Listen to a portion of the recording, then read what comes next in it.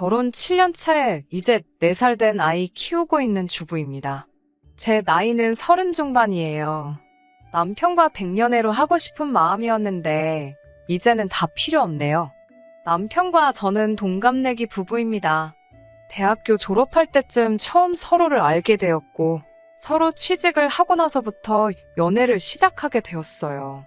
그렇게 연애 몇 년 하다가 여타 다른 부부들처럼 결혼까지 하게 되었습니다.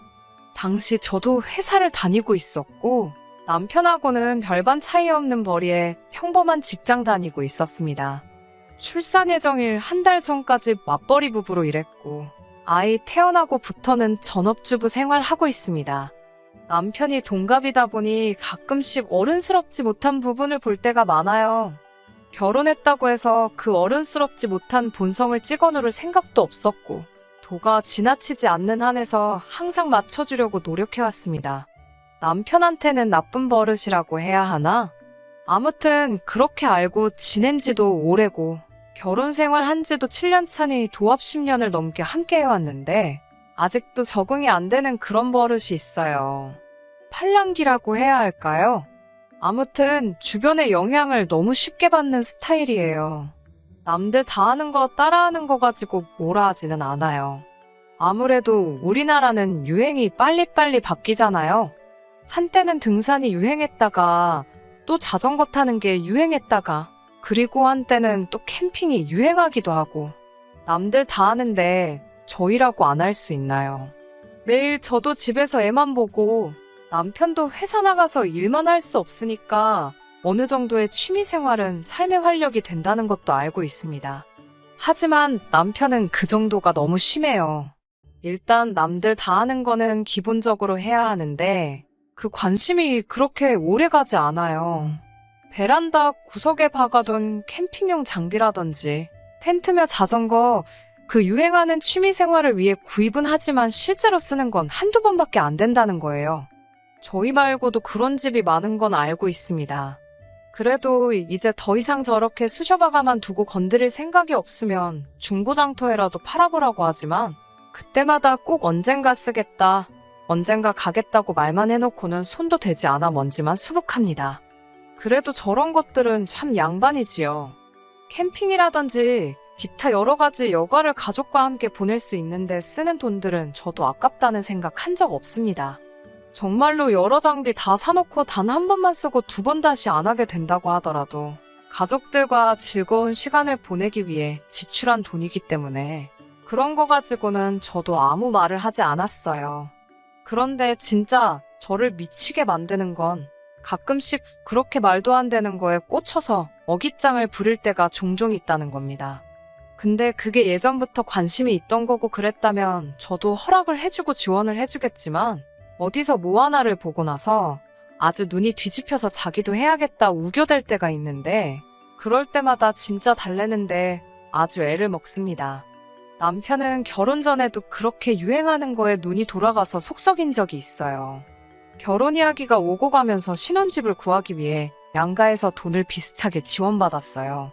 남편이나 저나 외동이기 때문에 다행스럽게도 양가에서 받은 지원만으로도 신혼집을 구할 수 있었습니다.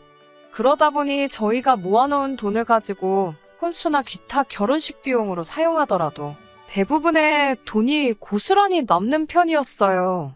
그래서 차라리 대출을 끼더라도 우리 돈까지 합해서 조금 더 투자 가치가 있는 지역에다가 신혼집을 구하면 어떻겠냐고 했죠.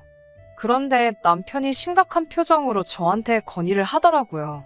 신혼집은 그냥 적당한 곳 구해서 살자고, 그리고 회사 사직서 내고 우리 여태 모아놓은 돈으로 6개월 정도 배낭여행을 다녀오자고요.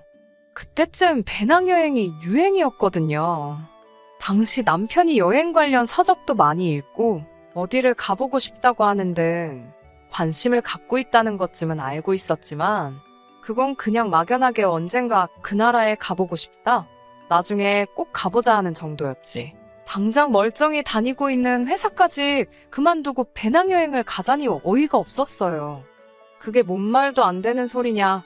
다녀오면 누가 우리 취직은 공짜로 시켜준대냐. 배낭여행도 좋지만 조금 현실을 봤으면 좋겠다 남편을 어르고 달랬습니다. 말한다고 바로 들어먹는 사람도 아니고 배낭여행 가자는 소리 더 이상 안 나오게 될 때까지 한 달 가까운 시간이 걸렸어요.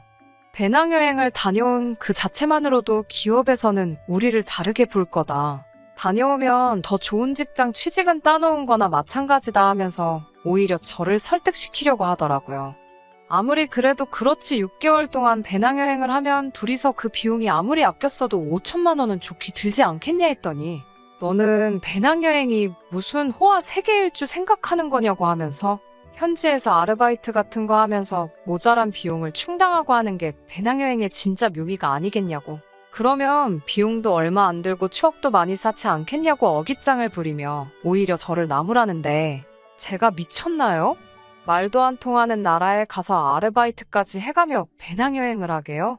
저는 당연히 거절했고 그 뒤로도 계속 배낭여행의 배짜도 꺼내지 못하게 만들 때까지 엄청 오랜 시간이 걸렸습니다. 아무튼 저는 안 간다고 했는데 남편이 그때 파혼 이야기까지도 꺼냈어요. 너랑 나랑은 가는 길이 다른 것 같다나요. 이게 다 뼈가 되고 살이 되는 경험이라고 견문을 넓히고자 함인데 왜 이해를 못 해주느냐 하면서 말입니다. 오죽하면 시어머니한테 연락해서 남편 좀 말려달라고 울면서 부탁할 정도였어요. 정말 그때는 이 사람 아니면 결혼을 못한다고 생각한 건지 차라리 그때 파혼을 했으면 이제 와서 이런 일이 있지도 않았을 거라는 생각까지 드네요. 사놓고 손 한 번 안 대는 캠핑 장비 같은 여가용품은 정말 양반입니다. 돈만 날리고 거들떠도 안 보는 거 보면 속이 상하긴 하지만 이유야 어쨌든 간에 의도 자체는 가족들과 더 좋은 시간을 보내기 위해 혹은 건강을 위해 투자하는 거라 생각하면 그렇게 화가 나지는 않았거든요. 그런데 신혼 초 때 일인데 진짜 말도 안 되는 걸로 제 속을 뒤집어 놓은 적도 있습니다. 어느 날엔가 남편이 아침에 깨어났더니 출근 준비도 하지 않고 침대에서 다시 자고 있더라고요. 출근 안 할 거냐고 등 떠밀며 깨웠더니 휴가를 냈다고 하는 거예요. 저는 휴가를 냈다고 하길래 월차라도 쓴 건 줄 알고 뭐 어디 몸이 안 좋냐 걱정을 했죠. 그랬더니 월차를 낸 게 아니고 자기 정기휴가를 써버렸다고 하네요. 하루도 남기지 않고 싹 다 써버린 거죠. 여름에 같이 여행 가기로 한 건 어쩌고 제정신이냐고. 빨리 회사 출근해서 휴가 낸 거 취소하라고 아주 난리버거지를 쳤어요. 남편은 그것보다 더 중요한 일이 있어서 그런 거니 이해 좀 해달라고 하더라고요. 마침 제가 출근해야 할 시간이 다 돼서 이야기 마무리 짓지 못하고 출근을 하게 되었습니다. 출근하고도 자꾸 신경이 쓰이고 내일은 회사에 가서 휴가 취소하고 오라고 아무리 연락을 해도 받지를 않았어요. 퇴근하고 집에 들어오니까 맙소사. 아직 결혼 안 한 지 친구들 불러다가 집을 아주 난장판에 만들어놨더군요. 신혼집 리모델링 할 때 꽤 큰 돈 들여서 만든 붙박이장을 뜯어내고 옷방으로 쓰던 방을 개조해서 뭐 집안에다가 무슨 바를 만든 데나 어쩐 데나 하면서 지들끼리 아주 신이 나서 두드려 받고 난리가 났어요. 제정신이냐고 옷방으로 들어갔는데 이미 자기들끼리 필요한 거 다 만들어 놓고 냉장고도 어디서 구했는지 가져다 놓고는 이제 주말마다 술은 우리 집에 와서 마셔야겠다고 낄낄대고 있더라고요. 방 안에 보니까 주류백화점 쇼핑백이 보여서 열어보니 양주를 종류별로 한 20병 정도를 사왔더라고요. 이게 다 뭐냐고 하니까 칵테일을 만들려면 술이 여러 종류가 필요해서 산 거라고 하더라고요. 제가 참다가 양주 산다고 100만 원을 넘게 쓴 영수증을 보니까 더 이상 참을 수가 없어서 소리 빽 지르고 남편 친구들부터 다 집에서 내쫓아버렸어요. 실실대면서 있던 남편 친구들도 제가 소리 지르는 거 보니 이내에 겁을 먹고 눈치를 보면서 슬슬 밖으로 나가더라고요. 남편한테는 하루라도 빨리 가서 이 술들 환불해오는 게 신상에 좋을 거라고 내일 퇴근하고 돌아왔는데 이 술들이 아직 집에 있으면 보는 앞에서 술병 하나하나씩 다 깨부숴버릴 거라고 했어요. 남편은 자기가 해놓은 꼴을 보고도 적반하장으로 왜 내가 내 돈 벌어서 취미생활을 하려고 하는데 방해를 하느냐 따지기 시작했습니다. 내가 언제 취미생활을 못하게 했느냐고. 그런데 이건 해도 너무한 거 아니냐 한마디 했어요. 그리고 맨날 소주만 마시던 양반이 언제부터 양주에 취미가 붙었냐고 하니 이제는 자기도 어른이니까 맨날 소주만 마실 수 없지 않느냐면서 이것 좀 보라고 말하며 인터넷으로 뭘 하나 보여주더라고요. 동영상은 여자인 제가 딱 보기에도 남자가 눈 돌아갈 만한 취미 생활들을 전문적으로 다루는 동영상 채널이더라고요. 어두컴컴한 방 안에 포인트 조명을 넣어서 정말 멋들어지게 영화에나 나올 법한 바를 하나 만들어 놓고 양주를 한 잔씩 종류별로 리뷰해주거나 칵테일을 종류별로 어떻게 만드는지 상세하게 나와 있는 채널이었어요. 그 채널이 잘못한 게 아니죠. 또 어쩌다 저런 거 몇 개 보고서는 눈이 획 돌아가서 자기도 저걸 집에다가 똑같이 만들겠다고 내게 상의도 없이 휴가까지 내고 집안 살림까지 때려부숴가며 저 몰래 이렇게 하는 남편이 문제였어요. 그리고 언제부터 양주 마시는 게 자기 취미였다고 팔자에도 없는 취미 생활을 또 시작한 거죠. 아무튼 안 된다고. 이런 거 할 거면 결혼을 하지 말았어야지. 왜 부부가 같이 사는 집에다가 술집을 차리려고 하냐 했더니 입이 대빨 나와가지고는 제가 주말에 브런치 먹자고 와플 기계랑 커피 머신 산 거랑 뭐가 다르냐며 따지고 들더라고요. 똑같은 건 또 뭐냐고. 제발 좀 제정신 차리라고. 와플이나 커피는 우리가 우리 결혼 생활을 위해 사용하는 물건인데 집에 친구들 불러서 놀 생각에 집에다가 바를 만드는 거하고 어떻게 똑같을 수가 있냐고 따지니 저도 같이 양주를 마시면 공동을 위한 지출인 거나 마찬가지 아니냐고 하길래 너는 내가 술을 언제 마셨다고 양주 마시는 게 공동의 취미가 될 수 있겠냐고 하니 거품을 물며 기세등등하던 모습은 온데간데 없고 찍소리도 못하더군요. 아무튼 좋은 말로 할 때 친구들 다시 불러서 붙박이장도 다시 설치해놓고 집 난장판 만들어 놓은 거 다 치워놓고 이 값비싼 양주들도 다 환불해오라고 했습니다. 결국 남편은 휴가 다 써버린 걸 취소도 못해서 그렇게 그해 여름에는 어디 여행도 가지를 못했어요. 그나마 다행이라고 생각했던 건 그때 그렇게 한번 크게 내지른 덕분인지 그 뒤에는 저런 허튼 짓은 따로 안 하고 조용히 있더라고요. 양주는 환불했는데 한 병은 꼭 자기가 마셔보고 싶었던 술이라면서 끝까지 환불을 안 했어요. 그러고선 한 잔 마시고 취향이 안 맞았는지 아직도 저희 집 장식장 구석에서 한 잔 먹은 그대로 모셔두고 있습니다. 입에도 맞지 않는 양주 가지고 집에 바를 만드네 어쩌네 해놓고서는 술은 역시 소주라면서 그 뒤로 양주를 입에도 댄 적이 없어요. 물론 그러는 와중에 건강을 위해 자전거를 타겠다 하면서 자전거며 장비들 사는데 큰돈 들이고 그런 일은 있었지만 말 그대로 자전거 타는 게 건강을 위해라면 나쁘지 않겠다 싶어서 허락해줬어요. 정확하게 저를 이해시킬 수 있는 부분에 대해서는 저도 크게 반대하지 않고 저희 가계부가 허락하는 한에서는 남편도 건강한 취미생활 즐길 수 있게 저도 물심양면 지원해줬습니다. 100만 원 넘게 들여 자전거 사저권만 다리 아파서 일에 지장 준다고 몇 번 타다 말았고 또 캠핑 장비도 비슷한 돈 들여서 구매했건만 제가 야외에서 저한테 벌레가 달려들어서 무서워했는데 제가 고생하는 것 같아서 캠핑은 땡기지가 않는다고 하고는 그 이후로 따로 캠핑을 간 적은 없었지만요. 남들 다 하는데 돈 아깝다고 못하고 하는 게 무조건 좋은 것만도 아니라고 생각하고 제 스스로 현모양처라고 자부하기는 그렇지만 그래도 최대한 일에서 받는 스트레스를 풀 수 있는 여건을 만들어주기 위해 노력 많이 했다고 생각합니다. 그렇게 저는 아이를 갖게 되고 아이 태어나면서부터는 회사 그만두고 집에서 아이 돌보며 남편이 벌어다주는 돈 관리하고 가게 꾸리고 살림하고 그렇게 별탈 없이 평범하게 살고 있었습니다. 남편도 책임감이 생긴 건지 어줍잖은 취미생활 이야기는 남들 다 하는 거 말고는 딱히 말을 먼저 꺼낸 적이 없었어요. 그리고 얼마 전 일이네요. 주말 저녁에 술이 땡긴다는 남편을 위해서 이것저것 안주거리 할 만한 것들을 시키고 남편은 소주, 저는 무알콜 맥주에서 아이와 함께 같이 웃고 떠들면서 화기애애한 시간을 보내고 있었어요.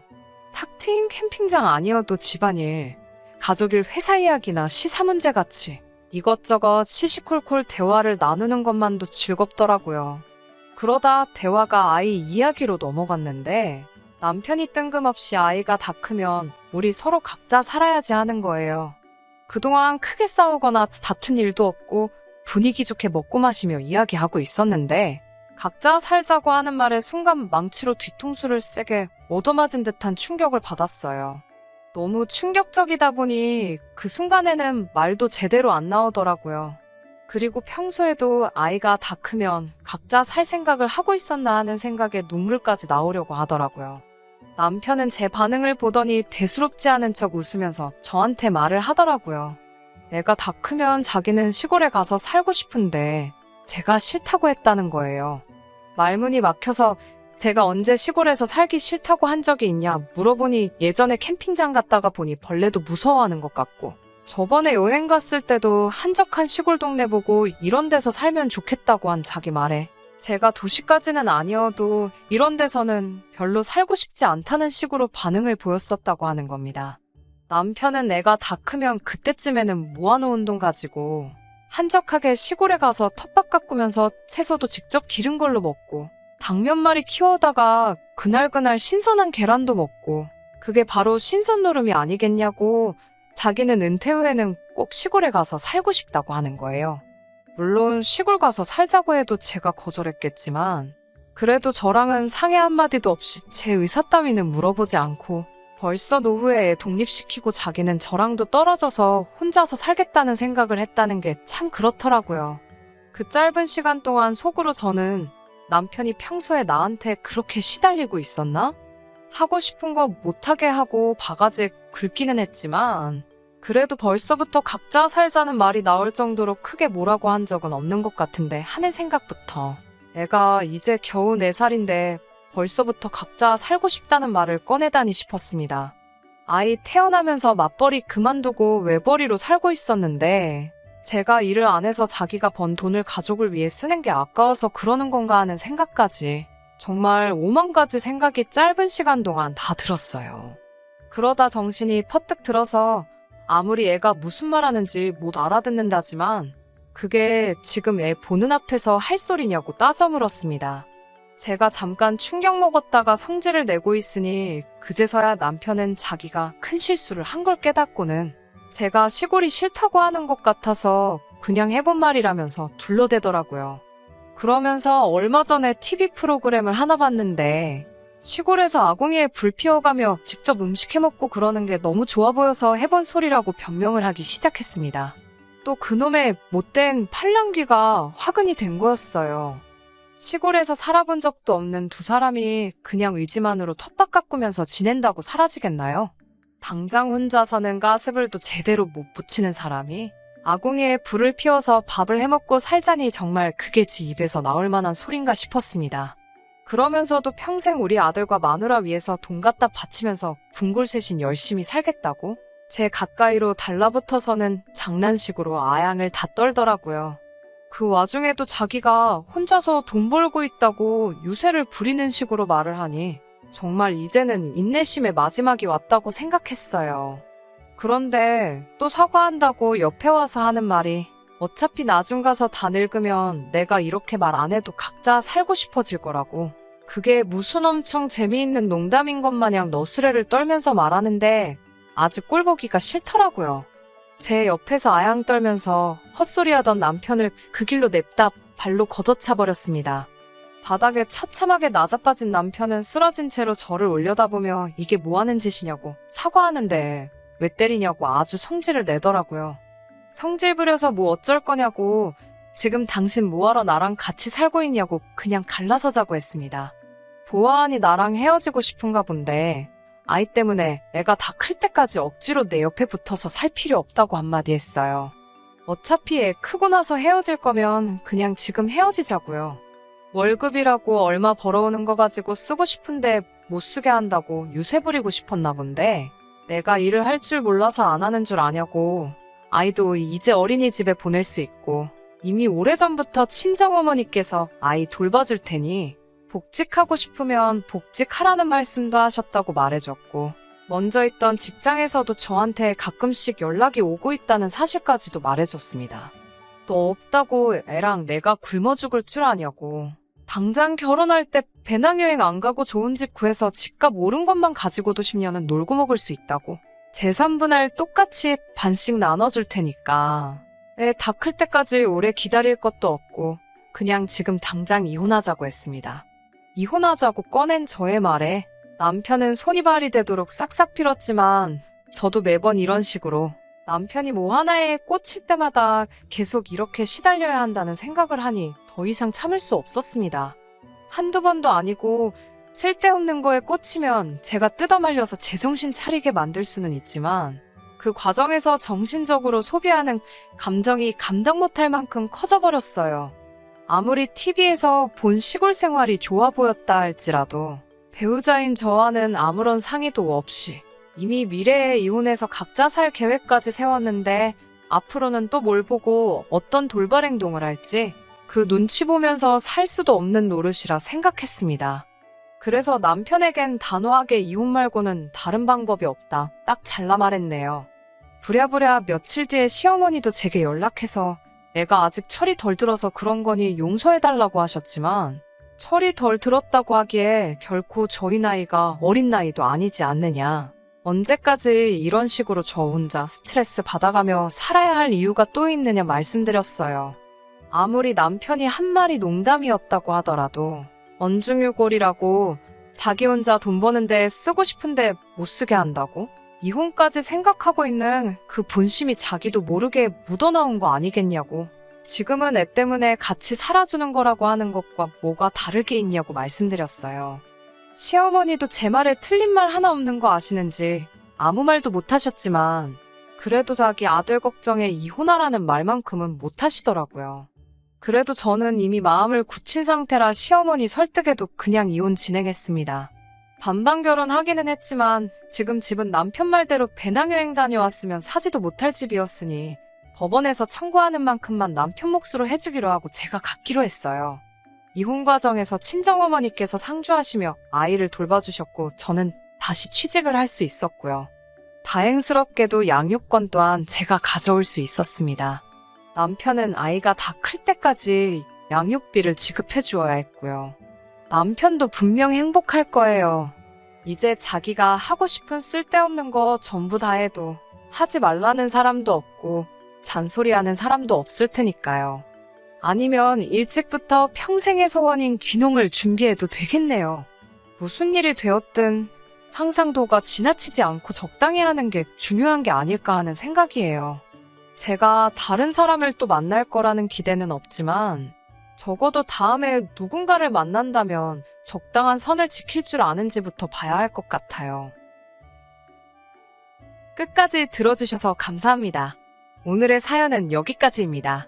구독과 좋아요, 알람 설정 부탁드리고 더 좋은 사연으로 다시 찾아뵙겠습니다. 감사합니다.